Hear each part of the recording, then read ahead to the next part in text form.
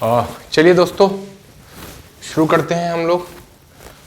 थोड़ा सा लेट हो गया वीडियो आने में, 1-2 दिन, ठीक है। चलिए, तो आज मैं आपके लिए लाया हूँ कॉमन मिस्टेक का पार्ट 3, कॉमन मिस्टेक का पार्ट 3, ठीक है। चलिए, तो पहला जो आ रहा है वो ये है, my self is Mohan, my self is Mohan. और एक मैं मोहन में ना एक काम करिएगा, इसको कैपिटल कर लीजिएगा, क्योंकि जो कैपिटल नाउन, वो प्रॉपर नाउन जो होते हैं ना, वो हमेशा कैपिटल में लिखे जाते हैं, ठीक है। नाम वगैरह ना कैपिटल लेटर से चालू होता है। तो माई सेल्फ इज मोहन, आप कभी इंटरव्यू देने जाते हैं तो आप ये बोलते होंगे कि हेलो सर माई सेल्फ, है ना, ऐसा बोलते हैं। एक्चुअली बोलते तो फिर गलत ही है, क्या बोलते हैं आप, ऐसा बोलते हैं,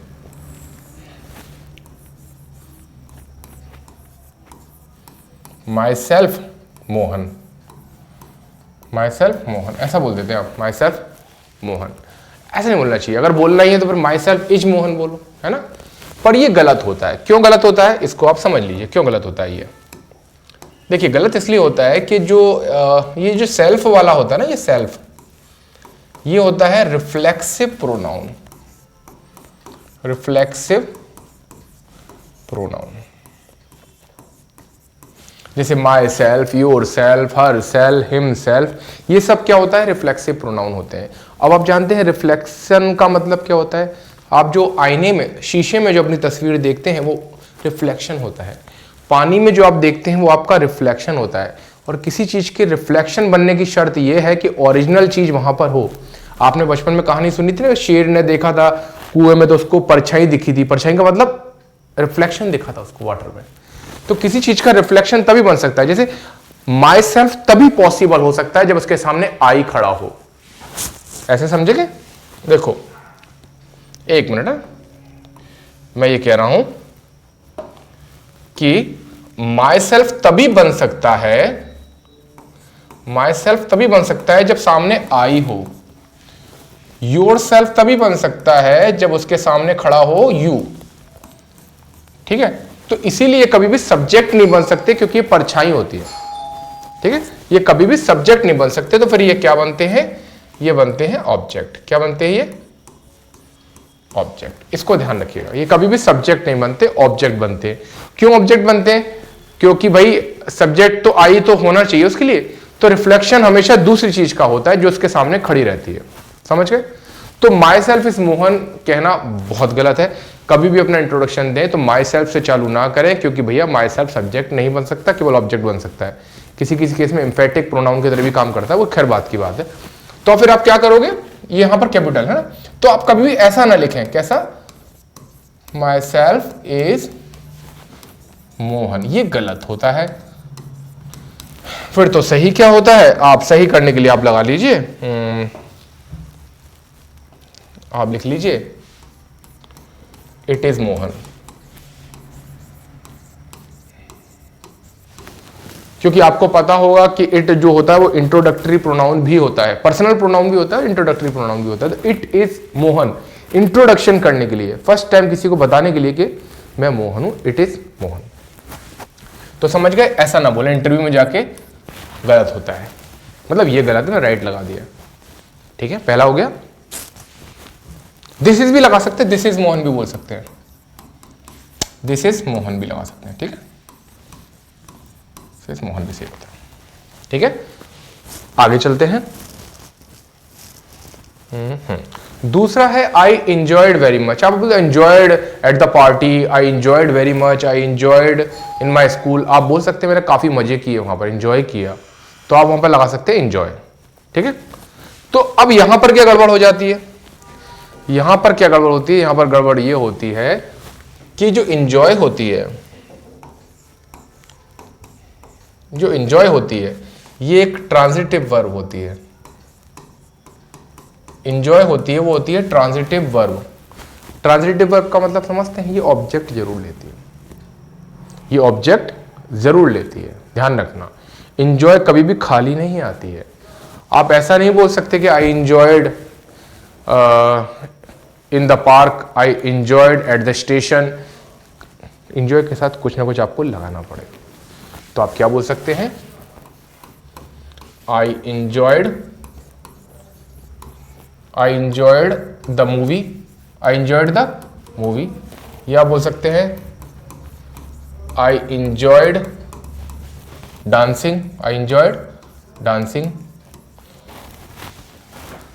कुछ ना कुछ तो आपको लगाना ही पड़ेगा, और ये एग्जाम में आता है कि अगर कुछ नहीं लगाना चाहते तो फिर रिफ्लेक्सिव प्रोनाउन यूज कर लीजिएगा। तो फिर क्या लगा सकते हैं, I enjoyed myself, I enjoyed myself. तो ये ऑब्जेक्ट है, यहां पर अपन ने ऑब्जेक्ट का यूज कर लिया, आई इंजॉयड माई सेल्फ। मैंने बताया ना रिफ्लेक्सिव प्रोनाउन जो होते हैं वो ऑब्जेक्ट का काम कर सकते हैं, सब्जेक्ट का नहीं करते, ठीक है। तो आई इंजॉयड माई सेल्फ, इंजॉय के बाद कुछ ना कुछ जरूर लगाइएगा, ये एग्जाम में आता है। ऑब्जेक्ट जरूर लेता है इंजॉय, ये अपन गलत बोल देता है इंजॉयड वेरी मच, नहीं, ठीक है। अच्छा, अगली गलती है, अगली गलती बहुत ही कॉमन है। आप किसी की जब तारीफ करते बोलते you are looking beautiful, you are looking beautiful. ध्यान रखना कि जो लुक होती है, ये जो लुक वर्ब होती है ये स्टेट वर्ब होती है। लुक वर्ब क्या होती है, स्टेटिव वर्ब या स्टेट वर्ब होती है। इसके साथ आईएनजी नहीं लगना चाहिए, आईएनजी नहीं लगना चाहिए, क्योंकि आईएनजी लगाने से आप उसकी टेम्परेरीनेस बताने लगते हैं। कॉन्टिन्यूस फॉर्म काय के लिए आता है, टेम्परेरीनेस बनाने के लिए आता है कि हाँ कुछ समय के लिए। तो यू आर लुकिंग ब्यूटीफुल कभी मत लगाना, तो आप क्या लगाओगे, you look beautiful, you look beautiful. Actually जब आप किसी को देखते हैं ना फिर राय बनाते हैं, ओपिनियन करते हैं, ओपिनियन यहाँ पर माइंड से करते हैं तो स्टेट वर्ब हो जाती है। अब आप कहोगे सर हमने तो बहुत बार सुना you are looking beautiful, you are looking handsome, you are looking, तो स्पोकन में थोड़ा बहुत ग्रामर यूज कर लीजिए, ठीक है। हाँ, आईएनजी कब लगा सकते हैं, जब लुक के साथ एट लगाओ, इनके साथ आईएनजी लग जाता है, तब यहां पर इसका मतलब क्या होता है, लुक एट का मतलब देखना हो जाता है। क्या हो जाता है इसका मतलब, देखना। फिर यहां पर लुक का मतलब होता है दिखना, तुम सुंदर दिख रही हो, तो ये होती है एक एक्शन लुक एट। तो you are looking at me सही है, पर look beautiful, look handsome, look tense, look worried, ये एक्चुअली इनके साथ आईएनजी नहीं लगती है, ठीक है। कहीं आप देखेंगे अच्छी जगह मूवी वगैरह में देख रहे होंगे तो ध्यान रखना, मतलब मूवी कौन सी, जो नेटफ्लिक्स वगैरह जो इस पर चलती है वहां पर देख लीजिए। और आपके लिए मैं एक न्यूज़ देने वाला हूँ कि मैं बहुत जल्दी अपना, मेरे ख्याल से वेट करिए 10-15 दिन में मैं आपको एक अपना इंस्टाग्राम चैनल भी दूंगा जिसमें मैं मूवी बेस्ड वोके भी आएंगे उसमें अलग से। नेटफ्लिक्स, अमेजन प्राइम और भी जो एप्पल टीवी फलाना टिकाना, सबकी जो हायर वोके होती है ना मूवी देखने के लिए जो जरूरी है वो सब उसमें आएगा इंस्टाग्राम में, तो बस जुड़े रहिए, बताऊंगा आपको, ठीक है। आ जाओ अगला, she was married with a rich boy, उसकी जो शादी हुई थी वो शादीशुदा, she was married with a rich boy, rich boy से हुई थी, ठीक है, उसकी शादी रिच बॉय से हुई थी, ठीक है। तो अब जैसे मैंने यहां लिख दिया she was married with a rich boy, तो मैं यहां पे आपको 2 एक्स्ट्रा वर्ड बताना चाहता हूं, बता दूं? अच्छा फिर कभी बताऊं, क्योंकि चलो बता देता हूं, ठीक है, बता देता हूं। देखो क्या है, ये 2 वर्ड में देख रहा था, वो एक एक्चुअली क्या है, मूवी आई थी ना एक, किसकी, अजय देवगन की, दे दे प्यार दे या कुछ ऐसा करके मूवी आई थी। गोल्ड डिगर, गोल्ड डिगर क्या होती है, एक ऐसी लड़की जो पैसे के लिए किसी से शादी कर लेती है, किसी के प्यार में पड़ जाती है, पैसा चाहिए, उसे गोल्ड डिगर कहते हैं, ठीक है। You are a gold digger, आपने सोशल मीडिया पे बहुत देखा होगा। एक वर्ड्स में यूज हुआ प्रीनप, प्रीनप क्या होता है एक्चुअली, प्रीनप्शियल एग्रीमेंट होता है, प्रीनप्शियल, नप्शियल मतलब शादी के पहले का, प्रीनप बोलते हैं उसे, एक्चुअली ऐसा होता है, प्रीनप्शियल, नप्शियल यानी शादीवादी जो एग्रीमेंट होता है ये प्रीनप्शियल, उसे बोलते हैं प्रीन अप, प्री अप, इनसे मिलकर बनता है प्री और नप्शियल, नप्शियल यानी शादी, ठीक है। तो प्रीनप क्या होता है कि ऐसा एग्रीमेंट होता है जो कि यहां तो नहीं चलता है, मेरे ख्याल से चलना चाहिए, विदेश में होता है। वो ये कहते हैं कि अगर हमने शादी की और हमारा मान लो डिवोर्स हो गया, या कई केस में अगर मैं तुम्हारे साथ लिव इन में रह रही हूँ और मतलब हम लोगों का ब्रेकअप हो गया, तो तुम्हें कुछ पैसे देने पड़ेंगे।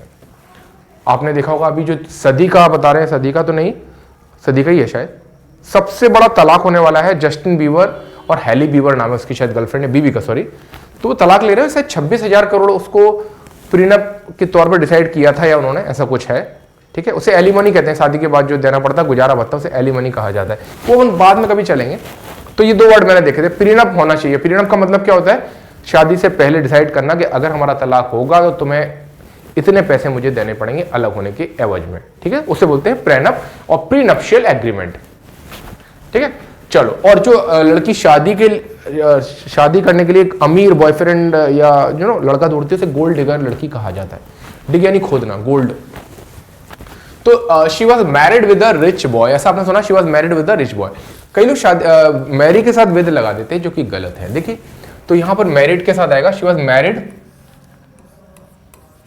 To a rich boy. To मतलब टुगेदरनेस, टू मतलब टुगेदर, जब शादीशुदा लोग साथ में रहते हैं तो टुगेदर, ठीक है। और कोई भी जो रिश्ता होता है, रिलेशनशिप होती है, वो स्टेट बन जाती है अंत में। जैसे वेडिंग होती है, वेडिंग अंत में क्या बन जाती है, मैरिज बन जाती है। ये बात आपको अजीब लगेगी, सर वेडिंग और मैरिज तो दोनों सेम ही होती है। नहीं, सेम नहीं होती।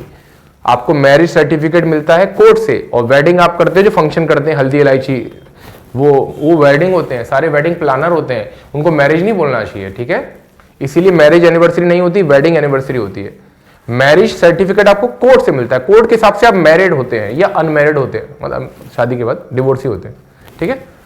तो ये ध्यान रखना, she was married to a rich boy. To का मतलब क्या होगा, रिश्ता, स्टेटस, और स्टेटस अंतिम जो स्टेटस है, 2 लोगों ने प्यार किया, उसका अंत क्या है, शादी।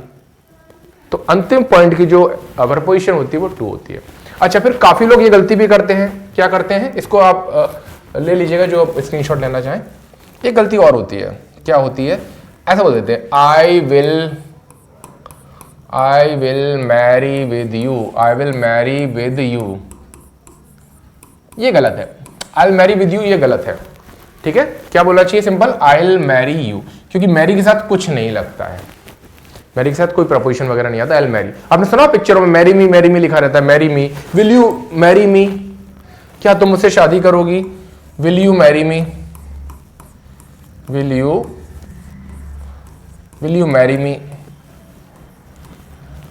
और अभी ये चल रहा है तो कहीं से पूछना हो तो जब पूछ सकते हो आपको क्या, कि will you be my Valentine, will you be my Valentine, क्या आप मेरे वैलेंटाइन बनोगे। वैलेंटाइन एक संत वगैरह थे, ठीक है, जो चोरी छुपे शादियां करवाते थे, जबकि उनकी सरकार जो थी उनको युद्ध करने के लिए भेजती थी। एक संत थे जो कि शादियां करवाते थे, मतलब कोई, मैं भूल गया कहाँ की घटना है, पर वहां पे जो था, जितने भी जवान लोग थे ना, उनको सीधे युद्ध में भेज देते थे।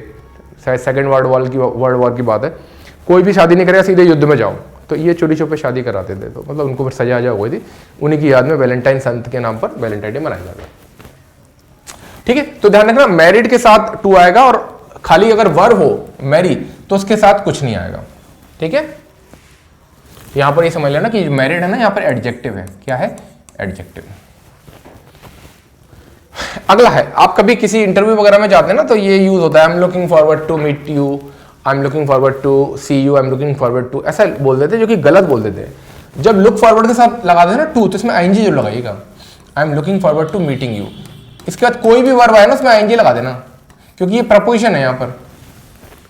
आई am looking forward to meeting, to visiting, कुछ भी लगाओ ना टू के बाद इसमें आईएनजी जरूर लगा देना। काफी लोग गलत यूज कर लेते हैं, I am looking forward to meet you, I am looking forward to meet you, ठीक है। अगला ये है कि अरे यार टाइम बहुत ज्यादा हो गया, 14 मिनट हो गए, चल कोई बात नहीं, दूसरी स्लाइड चल रही है। अगला है, आई फॉरगॉट माई पर्स, मैं अपना पर्स भूल गया, आई फॉरगॉट माई पर्स। ये देखना इसका, आई फॉरगॉट माई पर्स, तो इसमें क्या गलती हो गई, ये देख लो, I forgot my purse. Forgot forget की सेकंड फॉर्म होती है, फॉरगॉट माई पर्स। ध्यान रखना,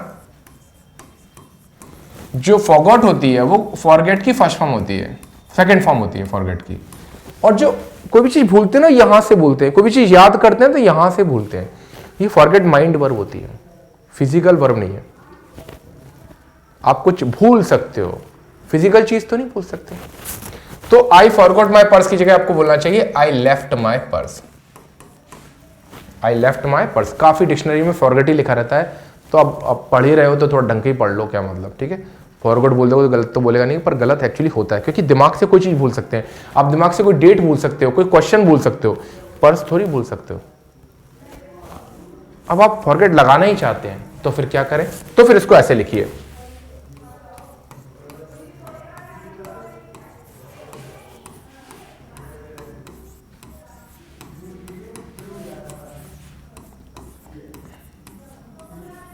I forgot to bring my purse, I forgot to bring my purse। Forget के साथ ब्रिंग लगा दीजिए, टू लगा के, I forgot to bring my purse, तो ये भी सही हो जाएगा। ठीक है, चलिए अगला क्या है इसमें, I went to the park tomorrow, I went to the park tomorrow। अब इसमें क्या गड़बड़ हो गई, इसमें गड़बड़ ये हो गई कि इसमें ये वेंट जो लगाया गया वो कौन सी फॉर्म लगाई गई, वर्ब की सेकंड फॉर्म, और वर्ब की सेकंड फॉर्म किस में लगती है, पास्ट इंडेफिनिट में, पास्ट इंडेफिनिट में लगती है, पास्ट इंडेफिनिट में लगती है। तो उसके साथ समय क्या आता है, पास्ट इंडेफिनिट में समय क्या आता है, पास्ट का आता है, और यहां पर समय दिया है फ्यूचर का, समय क्या दिया है, फ्यूचर का। तो फिर इसमें गलती क्या हो गई, इसमें टुमारो हटा के क्या लगाना चाहिए अपने को, टुमारो हटा के क्या लगा देना चाहिए, I went to the park yesterday. पर अगर आपको ये सही करने को दिया जाए तो जो मैंने अभी किया है वो एकदम गलत है। आप कहोगे सर ये क्या बात कर रहे हो, सर सही तो कर रहे हो आप, वेंट सेकेंड फॉर्म है और आपने यस्टरडे लगा दिया तो सही तो है, गलत क्या है, गलत ये है कि आपने अगर कोई किताब पढ़ी होगी बचपन में टेंस वगैरह की, तो आपने ये टॉपिक जरूर पढ़ा होगा।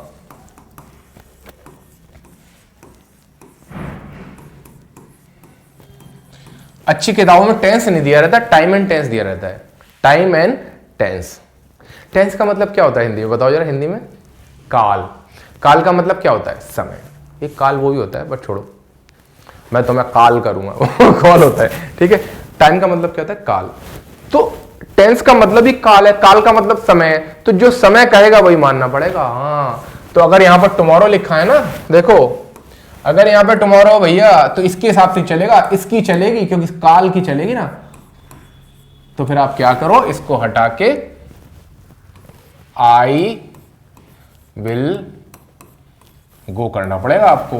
ध्यान रखना समय के हिसाब से चलेगा, टेंस का मतलब काल होता है, तो समय के हिसाब से आपको टेंस चेंज करना पड़ेगा, ठीक है। तो जो समय दिया गया उसके हिसाब से चीजें चेंज करोगे, यहां इसके हिसाब से चेंज नहीं करोगे, वर्ब के हिसाब से, ध्यान रखना। हाँ चलो, आई सॉ अ ड्रीम, क्या बात है, आज तो बड़े अच्छे सेंटेंस आए, ठीक है। तो चलो ये वीडियो में डालने वाला था वर्ड क्लास ग्रामर अपने बेसिक चैनल पर, अब मैं डालूंगा इंग्लिश ट्री वाले पे, ठीक है। चलो मेरा एक चैनल और है, मैं आपको लिख देता हूं, वर्ड क्लास ग्रामर, बिना उसके आप लिख, बिना पॉज के लिखना, वो वर्ड क्लास ग्रामर। इसमें एडवर्ब वगैरह चल रहे हैं और मतलब बहुत सारी चीजें चल रही है इसमें, आप देख सकते हैं।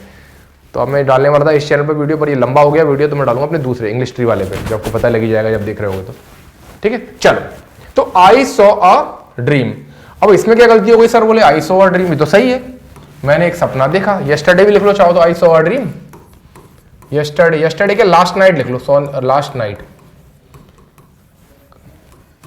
कल रात को देखा होगा आपने, I saw a dream last. ध्यान रखना सपना अपन तब देखते हैं जब अपनी आंखें बंद होती हैं, और सी अपन तब करते हैं जब अपनी आंखें खुली होती हैं। सी का मतलब क्या होता है, आंखें, सी का मतलब क्या है, आंखें देखना, और सोते तो आंखें बंद होती है। अब कहो सर एक खुली रहती कई बार, वो नहीं, तो सपने को देखा कभी नहीं जाता, अनुभव किया जाता है। आप ध्यान रखना, आप कोई रंग भी देखते हैं ना, वो भी आप अनुभव करते हो, ढंग से नहीं बता सकते बिल्कुल काला था या व्हाइट था, येलो था, सब काला रहता है सपने में, क्योंकि अनुभव करते हो। यहाँ पे रॉड एंड कॉन्स काम नहीं करते आंखों का, जो रेटिना होता है वो काम ही नहीं करता है, आप सपने केवल अनुभव करते हो। अनुभव के लिए इंग्लिश में एक वर्ब है हैव, तो आप क्या करोगे, हैव लगा दोगे, आई हैड अ ड्रीम, ठीक है, समझ गया ना। सी का यूज तब कर सकते हैं अपनी आंखें इन्वॉल्व हो, हैव का यूज तब कर सकते हैं जब अपना दिमाग इन्वॉल्व हो, तो हैव लगा दो। आई हैड अ ड्रीम, ये देखो यहां लिख दो, I had a dream, I had a dream yesterday. सोचता हूँ वीडियो जल्दी खत्म हो जाएगा, वो जल्दी खत्म होता ही नहीं। देखो 19 मिनट हो गए। अच्छा अगला है आई डिड वन मिस्टेक, मैंने एक गलती की। अब आपको सर ये तो सही है, आप इसमें क्या उठा लाए आप, आई डिड वन मिस्टेक, ये तो सही है, यहां भी गलती है, ध्यान रखना। I made one mistake, did का मतलब होता है एक्शन, कोई चीज करना। जब हम मिस्टेक करते हैं तो मिस्टेक कभी दिखती नहीं अपने को। कैसे? 2 इंटू 2 इक्वल्स 5। इसमें आपको मिस्टेक दिखी नहीं सर, इसमें तो मैं नंबर दिख रहे हैं। तो मिस्टेक क्या है? कैलकुलेशन में गलती होगी। ये माइंड से कर रहे हैं ना, माइंड से। देखो 2 इंटू 2 इक्वल्स 4 होना चाहिए, पर ये तो 5 है। तो गलती कहां है इसमें? नंबर तो सही लिखे हैं, गलती इसके कैलकुलेशन में अपने दिमाग से पकड़ लिया। तो यहां पे डिड नहीं, डू तो होता है एक्शन, दिमाग से कोई चीज परसीव कर रहे हो तो मेक लगा दीजिए। तो आई मेड अ मिस्टेक या I made one mistake, mistake के साथ हमेशा मेक लगाइएगा, डू मत लगाइएगा। डू एक्शन के लिए आता है, यहां पे एक्शन नहीं हो रहा है, दिमाग की सोच रहे हैं अपन। ठीक है, चलो आगे। बोले सर पता नहीं कहाँ उठा लिया है आप। प्लीज ओपन द लाइट ये भी बोलते हैं सब तो नहीं बोलते हैं पर काफी लोग बोलते हैं, जो लाइट ओपन करियो लाइट ओपन नहीं करते, ध्यान रखना। चालू करना है तो अपन क्या बोलेंगे? टर्न ऑन द लाइट या स्विच ऑन द लाइट। और अगर बंद करना है तो turn off the light, switch off the light, कुछ भी बोल सकते हैं दोनों में से। ठीक है, ओपन मत लगाइएगा। ठीक है, बोले आपने कहा ओपन द लाइट तो वो स्क्रू ड्राइवर लेके आ गए, उन्होंने ओपन कर दिया, हटाओ। अगली गलती तो अब बहुत ही कॉमन है, who is knocking the door. बोले सर अब जामे कहा है? जुलो, इसमें ये गलती लग रही है आपकी, तो मैं लगा देता हूँ, क्वेश्चन लगा देता हूँ, who is knocking the door. सही है, somebody is knocking the door. ध्यान रखना, नॉकिंग का मतलब होता है गिरा देना, इतनी तेज मारना। नॉक का मतलब है, आप बॉक्सिंग में देखते हैं नॉकआउट राउंड होता है, ऐसे दौड़ाक।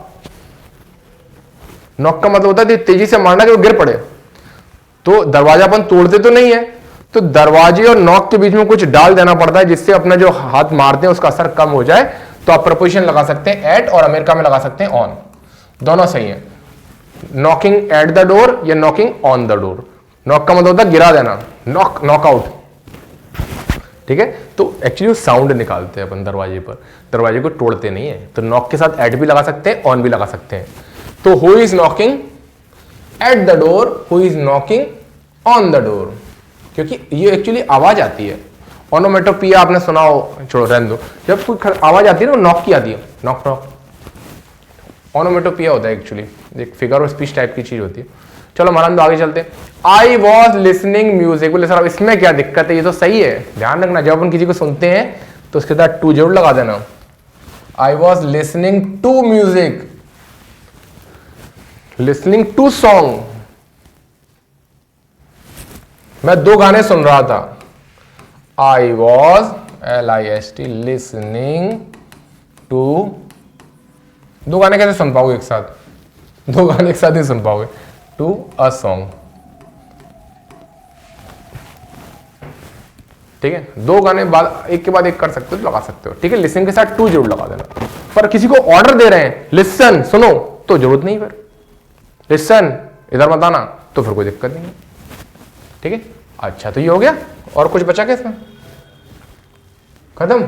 हाँ, तो चलो टाइम भी खत्म हो गया, 23 मिनट हो गए। तो आपको कैसा लगा? अगर आपको और इस तरह के कॉमन मिस्टेक वाली वीडियो चाहिए तो कमेंट में जरूर लिखिएगा, मोर मोर मोर लिख दीजिएगा, पता लग जाएगा। ठीक है, तो लिखिएगा मोर। मिलते हैं अगली वीडियो में।